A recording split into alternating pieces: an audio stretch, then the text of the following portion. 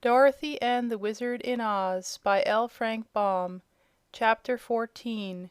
Ozma Uses the Magic Belt.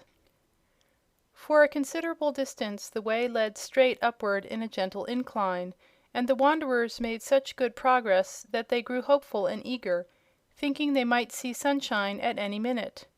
But at length they came unexpectedly upon a huge rock that shut off the passage and blocked them from proceeding a single step farther. This rock was separate from the rest of the mountain and was in motion, turning slowly around and around as if upon a pivot. When first they came to it there was a solid wall before them, but presently it revolved until there was exposed a wide, smooth path across it to the other side. This appeared so unexpectedly that they were unprepared to take advantage of it at first, and allowed the rocky wall to swing around again before they had decided to pass over. But they knew now that there was a means of escape, and so waited patiently until the path appeared for a second time. The children and the Wizard rushed across the moving rock and sprang into the passage beyond, landing safely, though a little out of breath. Jim the cab horse came last, and the rocky wall almost caught him, for just as he leaped to the floor of the further passage, the wall swung across it, and a loose stone that the buggy wheels knocked against fell into the narrow crack where the rock turned, and became wedged there. They heard a crunching, grinding sound, a loud snap, and the turntable came to a stop, with its broadest surface shutting off the path from which they had come. "Never mind," said Zeb. "We don't want to get back, anyhow." "I'm not so sure of that," returned Dorothy. "The Mother Dragon may come down and catch us here."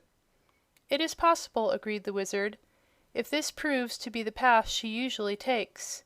But I have been examining this tunnel, and I do not see any signs of so large a beast having passed through it."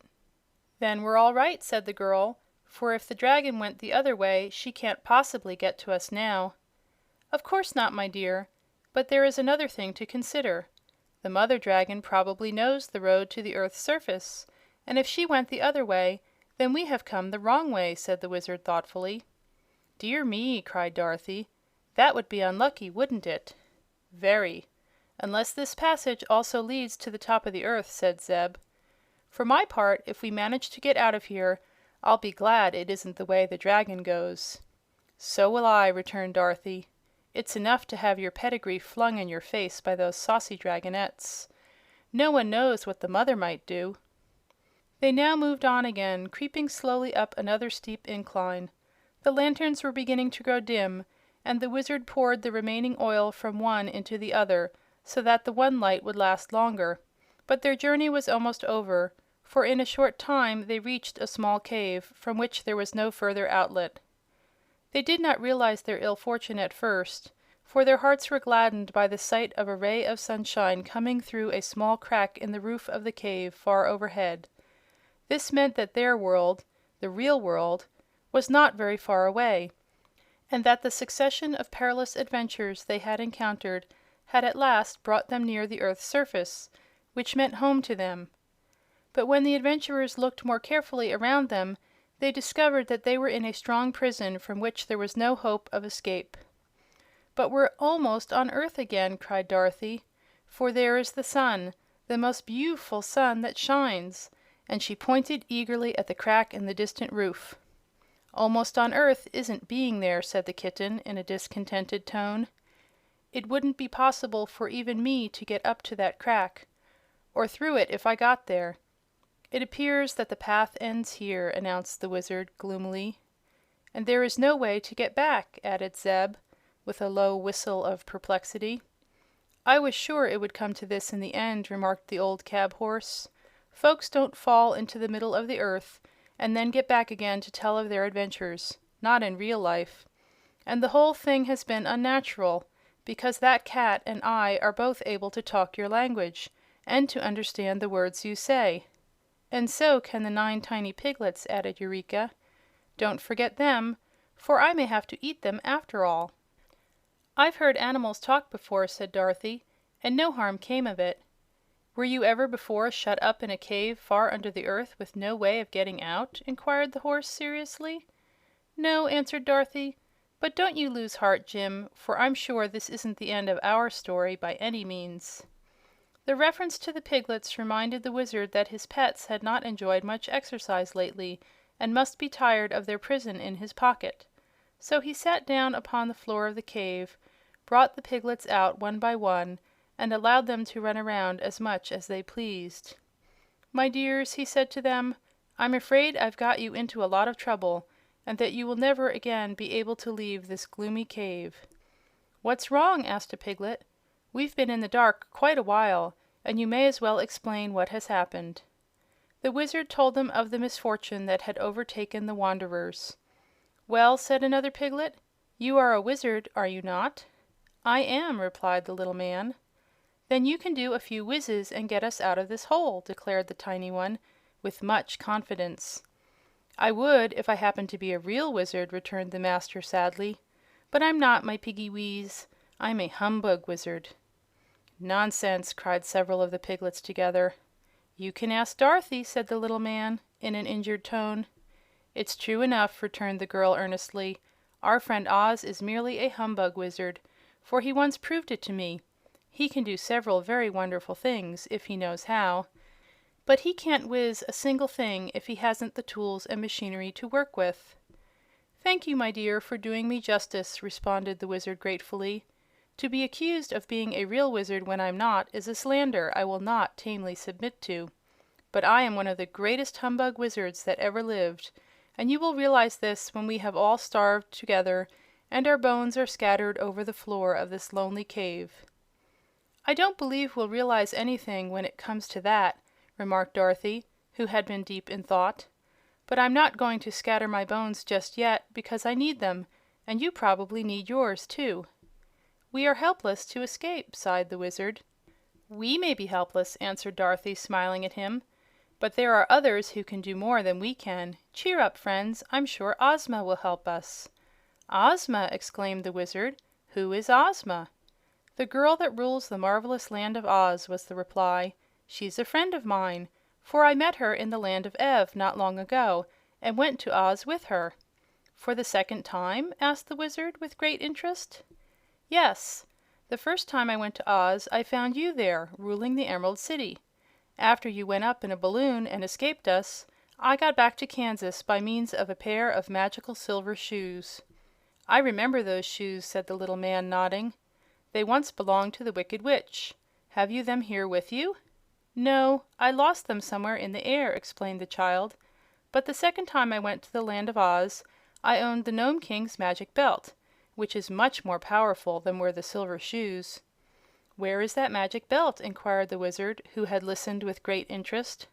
"Ozma has it, for its powers won't work in a common, ordinary country like the United States. Anyone in a fairy country like the Land of Oz can do anything with it, so I left it with my friend the Princess Ozma, who used it to wish me in Australia with Uncle Henry." "And were you?" asked Zeb, astonished at what he had heard. "Of course, in just a jiffy. And Ozma has an enchanted picture hanging in her room that shows her the exact scene where any of her friends may be at any time she chooses.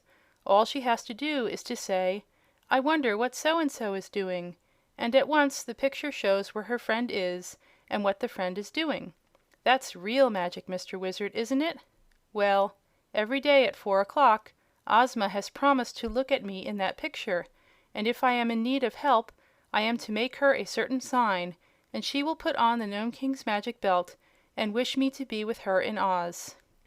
"Do you mean that Princess Ozma will see this cave in her enchanted picture, and see all of us here, and what we are doing?" demanded Zeb. "Of course, when it is 4 o'clock," she replied, with a laugh at his startled expression. "And when you make a sign she will bring you to her in the Land of Oz?" continued the boy. "That's it, exactly, by means of the magic belt." "Then," said the Wizard, "you will be saved, little Dorothy, and I am very glad of it.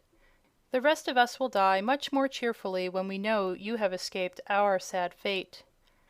"I won't die cheerfully," protested the kitten. "There's nothing cheerful about dying that I could ever see, although they say a cat has 9 lives, and so must die 9 times. Have you ever died yet?" inquired the boy. "No, and I'm not anxious to begin," said Eureka. "Don't worry, dear," Dorothy exclaimed. "I'll hold you in my arms and take you with me." "Take us, too!" cried the 9 tiny piglets, all in one breath. "Perhaps I can," answered Dorothy. "I'll try." "Couldn't you manage to hold me in your arms?" asked the cab horse. Dorothy laughed. "I'll do better than that," she promised, "for I can easily save you all, once I am myself in the Land of Oz." "How?" they asked. "By using the Magic Belt. All I need do is to wish you with me, and there you'll be, safe in the royal palace." "Good!" cried Zeb. "I built that palace, and the Emerald City, too," remarked the Wizard, in a thoughtful tone. "And I'd like to see them again, for I was very happy among the Munchkins, the Winkies, the Quadlings and Gillikins." "Who are they?" asked the boy. "The 4 nations that inhabit the Land of Oz," was the reply. "I wonder if they would treat me nicely if I went there again." "Of course they would," declared Dorothy. "They are still proud of their former Wizard, and often speak of you kindly." "Do you happen to know whatever became of the Tin Woodman and the Scarecrow?" he inquired. "They live in Oz yet," said the girl, "and are very important people." "And the Cowardly Lion?" "Oh, he lives there, too, with his friend the Hungry Tiger, and Billina is there because she liked the place better than Kansas and wouldn't go with me to Australia." "I'm afraid I don't know the Hungry Tiger and Billina," said the Wizard, shaking his head. "Is Billina a girl?" "No, she's a yellow hen, and a great friend of mine. You're sure to like Billina when you know her," asserted Dorothy. "Your friends sound like a menagerie," remarked Zeb, uneasily. "Couldn't you wish me in some safer place than Oz?" "Don't worry," replied the girl. "You'll just love the folks in Oz when you get acquainted. What time is it, Mr. Wizard?" The little man looked at his watch, a big silver one that he carried in his vest pocket. "Half past 3," he said. "Then we must wait for half an hour," she continued. "But it won't take long after that to carry us all to the Emerald City." They sat silently thinking for a time. Then Jim suddenly asked: "Are there any horses in Oz?" "Only one," replied Dorothy, "and he's a Sawhorse." "A what?" "A Sawhorse. Princess Ozma once brought him to life with a witch powder, when she was a boy." "Was Ozma once a boy?" asked Zeb, wonderingly. "Yes. A wicked witch enchanted her, so she could not rule her kingdom. But she's a girl now, and the sweetest, loveliest girl in all the world." "A Sawhorse is a thing they saw boards on," remarked Jim, with a sniff. "It is, when it's not alive," acknowledged the girl. "But this Sawhorse can trot as fast as you can, Jim, and he's very wise, too." "Pah! I'll race the miserable wooden donkey any day of the week!" cried the cab horse. Dorothy did not reply to that. She felt that Jim would know more about the Sawhorse later on. The time dragged wearily enough to the eager watchers, but finally the Wizard announced that 4 o'clock had arrived, and Dorothy caught up the kitten and began to make the signal that had been agreed upon to the faraway, invisible Ozma. "Nothing seems to happen," said Zeb, doubtfully. "Oh, we must give Ozma time to put on the Magic Belt," replied the girl.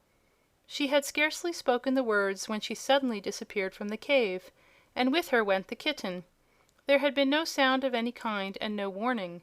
One moment Dorothy sat beside them, with the kitten in her lap, and a moment later the horse, the piglets, the Wizard and the boy were all that remained in the underground prison. "I believe we will soon follow her," announced the Wizard, in a tone of great relief. "For I know something about the magic of the fairyland that is called the Land of Oz. Let us be ready, for we may be sent for any minute." He put the piglets safely away in his pocket again, and then he and Zeb got into the buggy and sat expectantly upon the seat. "Will it hurt?" asked the boy, in a voice that trembled a little. "Not at all," replied the Wizard. "It will all happen as quick as a wink." And that was the way it did happen. The cab horse gave a nervous start, and Zeb began to rub his eyes to make sure he was not asleep. For they were in the streets of a beautiful emerald green city, bathed in a grateful green light that was especially pleasing to their eyes, and surrounded by merry-faced people in gorgeous green and gold costumes of many extraordinary designs. Before them were the jewel-studded gates of a magnificent palace, and now the gates opened slowly as if inviting them to enter the courtyard, where splendid flowers were blooming and pretty fountains shot their silvery sprays into the air.